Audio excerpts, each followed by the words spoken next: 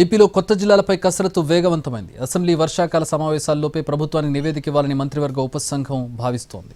ఆ నివేదికపై చర్చించి నిర్ణయం తీసుకోనుంది ప్రభుత్వం. అయితే పెద్దగా మార్పులు ఉండకపోవచ్చని అంటున్నారు. 2-3 జిల్లాల ఏర్పాటుతో పాటు కొన్ని చోట్ల హద్దులు మార్చే అవకాశం ఉందని సమాచారం.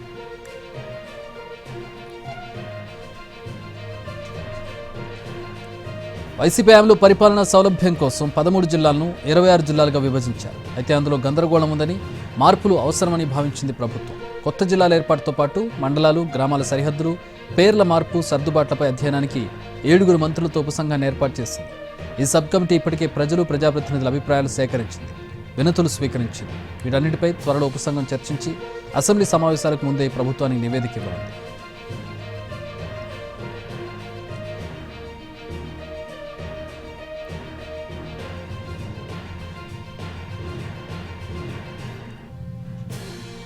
కేంద్రం జనగణన చేయనుండడంతో 2026 నుంచి 2027 వరకు జిల్లాలు, మండలాలు, గ్రామాల సరిహద్దులు, పేర్లు మార్చేందుకు వీలుండదు. అంటే 2025 డిసెంబర్ 31 లోపే జిల్లాల పునర్విభజన, హద్దుల్లో మార్పులు చేర్పులు పూర్తి చేసి అమల్లోకి తీసుకురావాల్సి ఉంటుంది. ప్రకాశం జిల్లా మార్కాపురం కేంద్రంగా కొత్త జిల్లాలను ఏర్పాటు చేయాలన్న ప్రతిపాదన ఎప్పటి నుంచో ఉంది.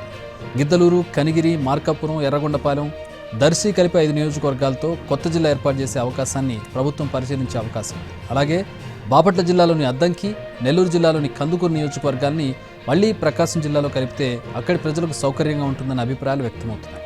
దాన్ని కూడా పరిశీలించే అవకాశం ఉంది.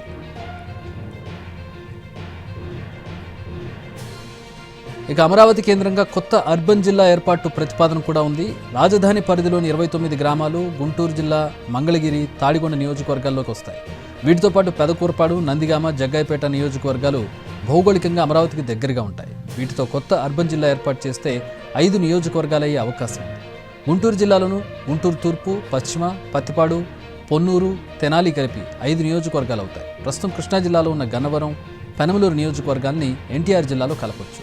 దీంతో ఎన్టీఆర్ జిల్లాలో విజయవాడ తూర్పు, పశ్చిమ, మధ్య, తిరువూరు, మైలవరం, గన్నవరం, పెనమలూరు సహా 7 నియోజకవర్గాలు అవుతాయి. కృష్ణా జిల్లాలో 5 నియోజకవర్గాలు ఉండే అవకాశం ఉంది.